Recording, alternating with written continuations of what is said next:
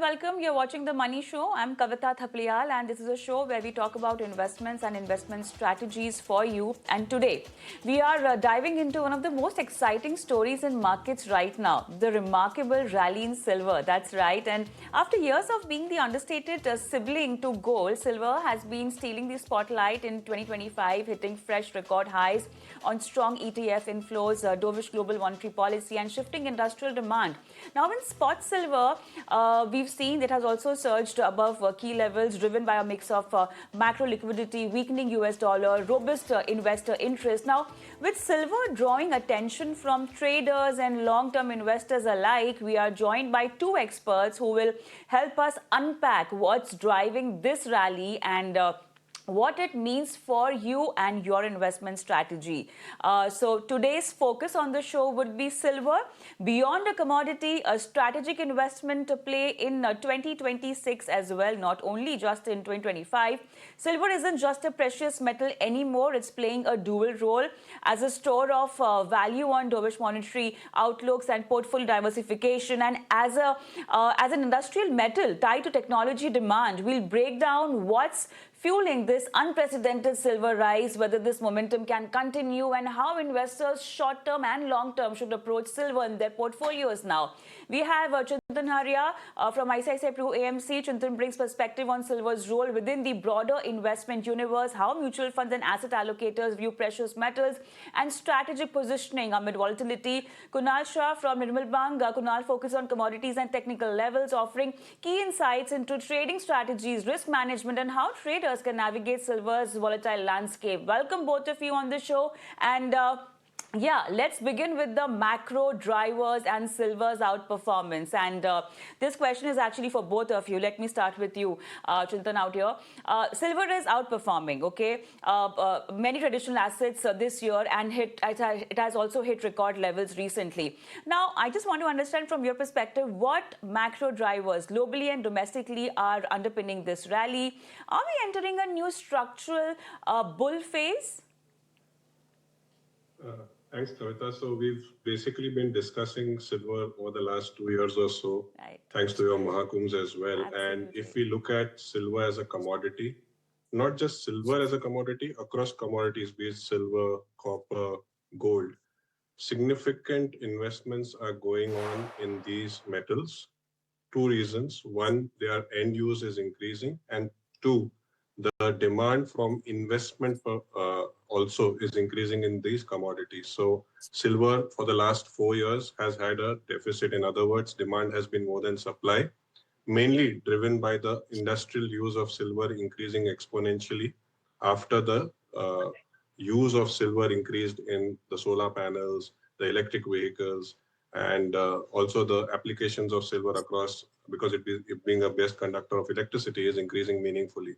So 4 years of demand deficit, and the physical silver demand is so high that it is getting the LME, or the Chicago Mercantile Exchange deposit, the stocks there are getting depleted. So if we look at silver as a commodity right now, there is a demand both from a physical demand perspective and an investment demand perspective. And if you look at the ETFs as well, and we are lucky that in 2022 January, we were able to launch the silver ETF as an option for investors to invest in silver. Otherwise, it's not so easy to invest in silver, but the ETF gives a very easy access to silver. And that has led to the increase in silver. And if you look at currently also, the demand for silver is more than its supply. And that is why the sharp uptick you're seeing in silver. Kunal, just want to understand from your lens also the macro drivers and silver's outperformance. Kunal. So yeah, in line with what Mr. Chintan said, silver right now is a strategic investment for most of the people, especially with the way the data center and the AI technology is going on. US has put silver into a critical mineral list, and that is just a start. So when they put something on the critical mineral list, that means that they have to procure the adequate supply of this metal. Now, this silver lies at a very so a few days back, you've seen Russia coming up and stating that they are going to put a export control on gold. So China is largest producer of silver. So What if China comes up with something like that? When you put some metal under a strategic metal category, and at that time there is a shortage in supply side, what are you going to do? 25% of the silver comes from the primary mines, and 75% of the silver comes from the secondary mine. So, if you look at what is happening on the secondary mine front, copper, zinc, lead, aluminum, none of these metals are showing a healthy, meaningful demand growth. In fact, the concentrate side of many of these secondary metals, from where the silver is coming, it is showing a decline. The ores, the qualities of ore are deteriorating. So it seems that in spite of the fact that silver have risen so sharply, it doesn't seem that the silver supply is going to increase exponentially. Generally, what happens is when you see a 100% rise in a price of any commodity, supply side next year responds aggressively. But as of now, we have not seen any numbers stating that. So the supply side continues to remain weak, number one. The demand side is gaining strong. New demands are coming every day. I mean, I was reading an article where they are saying that even in the nuclear plants, silver usage is something like 30,000. So it's the quantity is not big, but the new usage are increasing, and data centers are core to everything right now. So after solar, the next leg of major demand growth driver is going to come from the data centers.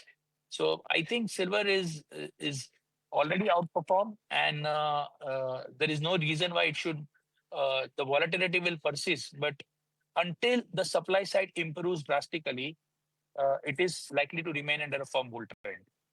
Right. So demand and supply scenario needs to stabilize for the prices to cool down. But then let's also understand, Chintan, from the Fed policies view also. Now, Fed policy and precious metals. Now, if you look at this, how have recent Fed rate cuts and liquidity policies impacted silver relative to gold and other commodities? Are interest rate expectations now a primary driver of precious metals allocations, or you think it's a clear demand supply equation that we are also discussing, that also, making silver shine brighter than gold? So, Kavita, effectively, there is one aspect of demand being strong because of reasons mentioned by me and Kunal bhai. But the second aspect is the world's key focus towards an era where the currencies will get debased or currencies will lose value. And that is causing people or the wealthy people to move towards hard assets, be it equities, be it gold, be it silver. I mean, we are in a unique situation right now where almost all markets are hitting all-time high in US in terms of be it equity markets, gold, silver, even the real estate there is hitting all-time highs. So effectively moving away from the dollar towards hard assets.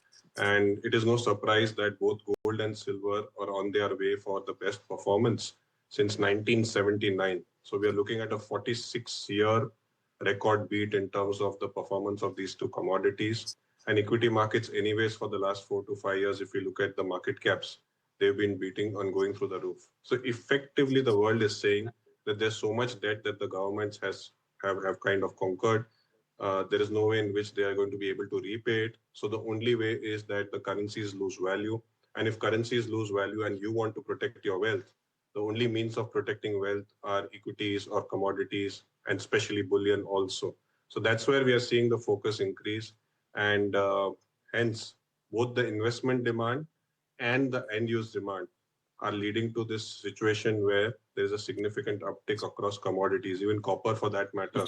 In the last 1 year has gone up by more than 35%. So they've not moved as much as silver and gold because let's remember, silver for the last maybe from 2011 till 2022 consolidated over 12 years and then has now broken out about 50. Of course, Kunal Bhai is the technical expert. He'll probably explain that better than me. But there is clear demand from investment cycle because of the debasement of currency. Kunal, obviously want to understand this aspect also, and also strong ETF flows, inflows, is also a very strong bullish factor. How do ETF dynamics materially change silver's price behavior compared to the past cycles? Do explain this also, Kunal. I think ETFs have played a very important role as far as the. Sorry for the disturbance. I think the ETFs have played very important role as far as the the investment outlook of silver is concerned.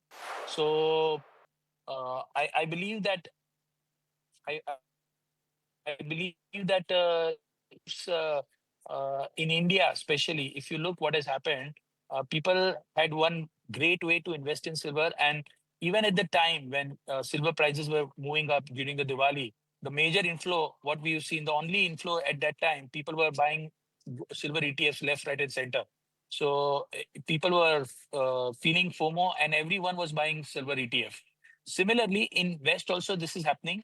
People are buying silver ETFs. So I think one of the best way to invest in silver right now, I'm using word invest, is definitely through silver ETF. And ICICI Prudential, they've done a great job along with the other funds. So we have this means where we can invest in silver and capitalize on upside and downside of this commodity. Also, Kunal, for traders tuning in, what key support resistance levels should they watch in silver, both short term and medium term, and how should they adjust if volatility spikes? So my technical team has given me levels of $60 is very crucial support for silver. And on the up move, breaking $65, it can again test levels of $70 to $72. So now the trend is bullish. It's overbought. It can correct sometime, do a minute profit taking, but the possibility of again going back to levels of 120, 130 seems very difficult. And I think this bull run is going to remain intact for quite some time. Like Chintan explained, it is definitely a de-dollarization trade which is going on across the world. Second, hard asset. So let me give you one good example. So if I'm China and I'm having an investment in US Treasuries, so instead of uh, keeping my money in US Treasuries, I would keep it in commodities. And that's the reason why China is being on buying spree in silver, in gold, in other commodities. Another thing, China is already adopting involution policy. Under involution policy, China is going to cut the excess capacity of all the commodity which are produced over there. So this two narrative makes me believe that this bull run is likely to stay for a longer period of time. Number one. Number two, this is a commodity, silver, gold, all these copper are the strategic asset class. They are no longer just a plain vanilla commodity. Whoever has a hold of these commodities are going to win over a period of time. So I think it's more to do with capitalizing or holding this commodity rather than just keeping it and investing it and making return out of it. It's no longer just about returns. It's about a strategic use of these commodities, which brings investors toward them. Interesting. So, all right. So you gave us the trading perspective, but then let's also talk about investments, Chintan, and specifically talking about retail investors, institutional investors. They're obviously thinking of being in silver and making the most out of this opportunity, a hedge or a long-term strategic allocation. What frameworks in terms of percentage of your portfolio do you recommend, and also why the ETF route?